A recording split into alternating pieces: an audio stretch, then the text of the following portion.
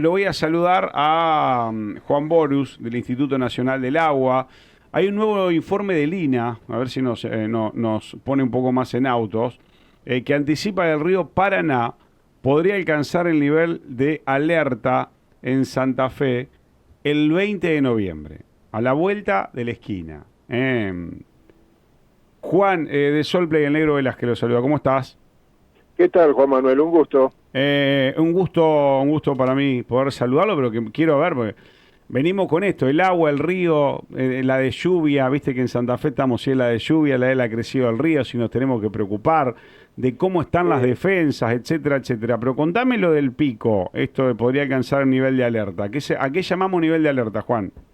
Nivel de alerta es lo que institucionalmente está establecido en cada sección del río. En el caso del puerto de Santa Fe, 530 es el número Ujú. que está establecido. De cualquier manera, los niveles de alerta y niveles de evacuación, yo considero que en breve va a haber que replantearlos, reanalizarlos, qué significa una cosa, qué significa la otra, qué Ujú. acciones se toman por parte de prefectura y por parte del municipio en cada caso. El municipio tiene que tener una interacción, una presencia importante en la definición de esos niveles, porque es el que se encarga de atender a la gente que vive en zonas bajas. Que dicho sea de paso, los 4 años que tuvimos de niveles preferencialmente bajos frente a Santa Fe Capital y a toda la ribera santafesina, han hecho que cada vez haya más gente más cerca del río, que tenga que estar cerca del río, Ajá. y eso ha hecho que es más susceptible de ser inundado, ¿no? Entonces, es un problema que tiene que tener relación con el nivel de alerta. Hoy por hoy, los niveles de alerta que están no tienen la misma significación de cuando se los establecieron.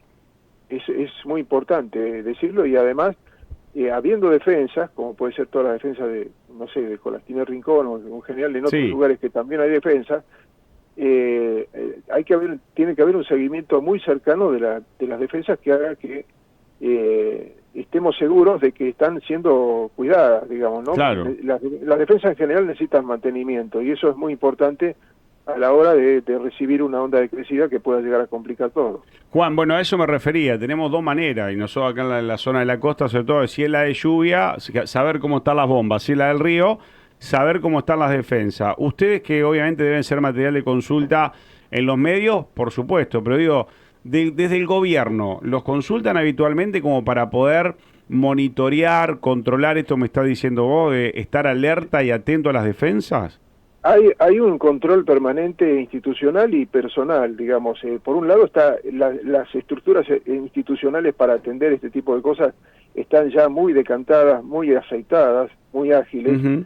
Y por otro lado, a nivel personal, con la misma gente, porque las instituciones tienen personas adentro, la relación con las personas es permanente, es estrecha, tanto como lo es con los medios de comunicación, digamos, en general. Hay no solamente una dinámica de informes, que eso es una de las partes importantes, sino de contactos personales, que eso permite que el funcionario tome una composición del lugar lo más rápido y lo más ajustada posible a la realidad, ¿no? Y bueno, ese es nuestro esfuerzo Ujú. permanente, que es bueno decirlo, que en los últimos años, con la variabilidad climática tan fuerte que estamos teniendo y tan dinámica, esa relación se torna totalmente necesaria, imprescindible, porque todo pasa más rápido, todo es muy dinámico y todo es muy ágil. Ya no sabemos qué es normal, entre comillas, hay que ponerlo a no normal, porque vamos a estar permanentemente o con mucha frecuencia estando en alguno de los dos extremos. La sequía y bajante que tuvimos hasta hace poco, y las lluvias y la eventual inundación o aguas altas Ujú. que estamos teniendo ahora, digamos, ¿no? Y en el medio hay muy poco normal, entre comillas, lo que era normal, lo que era la evolución normal. Por eso nos obliga a estar muy cerca de lo institucional, permanentemente, usado como una forma de comunicación al funcionario que le permita tomar las mejores decisiones. Y Juan, ¿hay algún pronóstico ya con un poco más de certeza de cuál va a ser el impacto del Niño acá en la región, concretamente en los próximos meses, en la temporada estival? Te doy un ejemplo para que veas que hasta qué punto es difícil ser muy preciso. Cuando el niño se lo declaró oficialmente, que eso fue a fines de agosto, con la primera crecidita o las primeras lluvias Ujú. del río Uruguay, de la cuenca del Uruguay, la composición del lugar nos hacíamos era que teníamos algunas certezas y mucha incertidumbre.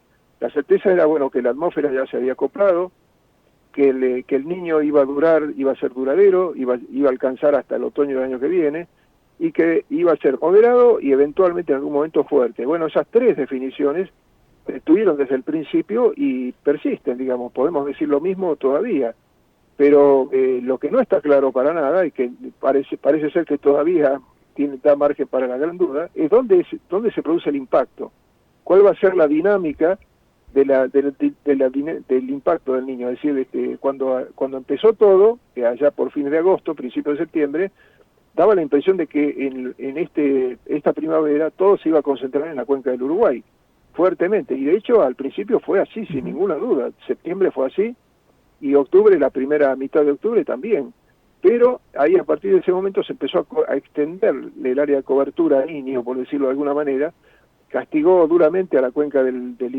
Iguazú, y habrán visto en televisión, habrán visto lo que era la catarata. Sí. Ahora ha disminuido, pero no disminuyó del todo, porque siguieron las lluvias, la cuenca del Iguazú está totalmente saturada, sigue largando agua, y también la de aporte directo a Itaipú, que eso es importante decirlo porque Itaipú terminó de llenar el embalse y está todavía reteniendo, desde el 27 de octubre que Itaipú está reteniendo lo que le viene, y ahora está necesitando largarlo, porque ya está en el nivel operativo normal e inclusive un poquito más arriba, por lo tanto tiene que largar.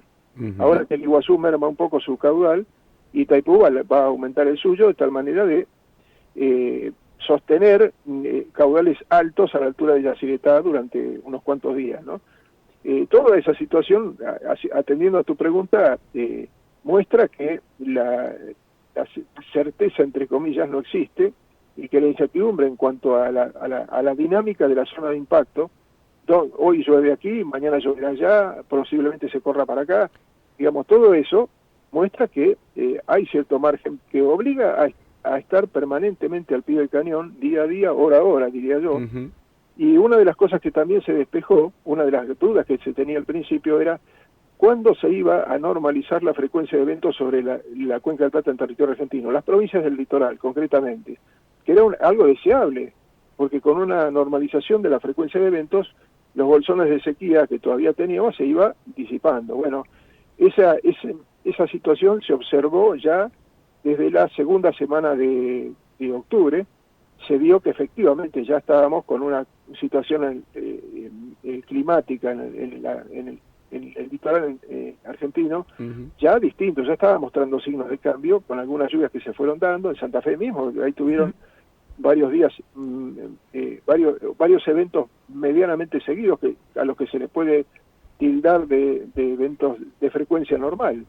Y de alguna manera este evento de ahora, por ejemplo, y lo que se prevé en general muestra que ya los eventos en la región, en el litoral, ya no tienen la falta de frecuencia que tenían antes. Ahora se puede decir que estamos en ese sentido, sí podemos aplicar el concepto de normal, entre comillas quizá, pero de alguna manera normalizado. Juan, lo último que te quiero consultar tiene que ver con tema obras, que sé que no es lo de ustedes, pero hablamos de la altura del riesgo que vos nos decías en el comienzo de la charla, que habría que reverla porque son de otras épocas. Pregunto en base a eso, no el mantenimiento de la defensa como mantenimiento, suponiendo que las defensas están bien, la altura de las defensas, eso sí es un número, una medición bien hecha, digamos, la altura de las defensas. En cada caso se analiza muy en particular por la ubicación, por el riesgo que tiene que cubrir, por la dinámica fluvial que tiene al lado. Ahora, como concepto muy general, hay que tener en cuenta que toda la teoría de defensas ha ido cambiando mucho en las últimas décadas, diría yo. Hoy se considera, se tiene muy en cuenta la experiencia especialmente holandesa, de que uno tiene que proteger al río, lo tiene que considerar al río. Siempre se decía que uno se tenía que proteger del río, proteger al hombre del río, y en los últimos años fue tomando cuerpo lo contrario, proteger al río del hombre, ¿no? Concretamente, eso se pone en evidencia cada vez que hay un evento extremo, de mucho o de poco, y en lo que hace, volviendo a las defensas, concretamente a las defensas, yo creo que cuando alguien piensa en una defensa, hoy por hoy, aplica criterios que no son los que aplicaba 30 años atrás. Yo recuerdo que en la década del 90, después de la crecida del 92, del año 92, que fue muy fuerte y afectó la ribera santafesina mucho, se tomó la decisión de hacer estudios hidrológicos de defensa de algunas ciudades. Yo participé, por ejemplo, en el de Formosa, y todo eso con financiamiento del Banco Mundial. Y el Banco Mundial tenía prescripciones muy severas con respecto a los espejos de agua dentro de áreas urbanas, que si uno indicaba un área urbana, adentro no podía haber un espejo de agua, y sin embargo la laguna Siam de Formosa en ese momento estaba siendo cortada con un terraplén, digamos, quedando por adentro una parte y afuera otra, digamos. Es decir, son conceptos que van evolucionando, que van cambiando, sobre todo por lo que significa la teoría del riesgo. Y en la medida que la teoría del riesgo, de cómo se considera el riesgo y qué significa, y se introduce todo lo social que tiene que ver con el riesgo, también la base conceptual para la definición de defensas también va cambiando en la misma medida. A ver, por ahí para pasar en limpio, Juan, no es que no sirvan las defensas actuales, sino que por ahí obviamente hay que trabajar sobre ellas a medida que avanza el tiempo y cambian las teorías, como decías. Sí, seguramente las que están no tiene sentido removerlas, pero sí mantenerlas. Es decir, no puede haber gente viviendo encima de las defensas, por ejemplo. Esa es una. La otra es ver dónde ha tenido un asentamiento diferencial, qué puede haber pasado con la defensa en ese lugar, cuál puede haber sido la razón, cómo se la restituye, de tal manera que, el intendente municipal sepa dónde le aprieta el zapato, digamos. Si viene la crecida y llega hasta aquí, y la defensa tiene una revancha de 30 centímetros, bueno, estoy tranquilo, seguro que estoy tranquilo, salgo a recorrer la defensa para ver si todo está bien. Digamos que es un tema, las defensas se consideró en algún momento la gran solución, y a medida que fue pasando el tiempo, bueno, se encontraron sus dificultades. Juan, bueno, gracias por el tiempo. Es un tema que obvio preocupa, pero tenemos que estar atentos a esta situación, digo, porque se viene y con respecto a la lluvia, que lo hemos hablado, estas denominaciones de la temporada de agua que se viene, muy frecuentes tienen pensado la lluvia, ya esta semana sabemos que hoy día es sol, ayer sol, pero mañana puede venir lluvia y así en los próximos días. ¿Muy frecuente la lluvia, Juan? Sí, mi interpretación de hidrólogo, no de meteorólogo, obviamente que seguimos al pie del cañón. Claro. Ayer tuvimos un informe del Servicio Meteorológico Nacional, pero en principio, algo de sentido común casi, si la humedad está disponible en toda la atmósfera regional, y estamos ante un niño que la activa, la posibilidad de tener con mucha frecuencia eventos como el que se va a dar ahora, o como se estaría dando ya, comenzando ahora, bueno, va a ser frecuente. Yo creo que va a ser algo frecuente y por lo menos en lo que falta de la primavera, me imagino que esa va a ser la situación. Bien. Abrazo, te vamos a molestar, ojalá no muy temprano, pero me parece que te vamos a tener que seguir molestando. ¿Cómo? No hay un gusto, Juan Manuel, encantado. Abrazo grande,